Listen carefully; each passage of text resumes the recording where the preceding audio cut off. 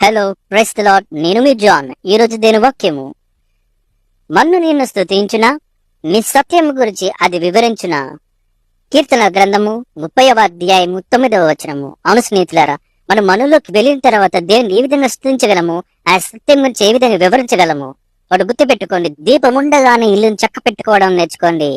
మన జీవించిన కాలం అంతేయు అని మన జీవితాలు చేసిన కార్యాల విషయంలో మన కృతజ్ఞత జీవితం కలిగి ఉండాలి అని సత్యం గురించి వివరించగలిగే వారిలాగా ఉండాలి.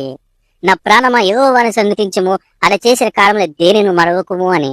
ఈ దినమున నువ్వు మరిచి జీవిస్తున్నావా గుర్తు పెట్టుకోండి. మిమ్మల్ని మీరు పరీక్షించుకొని మిమ్మల్ని పరిశీలించుకోండి. మనం మన్నులోకి వెళ్ళక ముందే ఆయన స్తుతించే వారిలా మనం జీవించాలి. కాబట్టి ఆ విధంగా తలుచుకుని నడుచుకుందాము, దేవునికి పాత్రలవుదాము. దేవుడి కృపయు, దేవుడి ప్రేమయు, దేవుడి సహాయమయు కూడి వచ్చిన మనకు మన కుటుంబాలకు సదాకాలం తోడే ఉండును గాక. ఆమేన్. మన ఛానల్ లైక్ చేయండి, షేర్ చేయండి, కామెంట్ చేయండి, సబ్స్క్రైబ్ చేసుకోవడం మాత్రం మర్చిపోకండి. Have a nice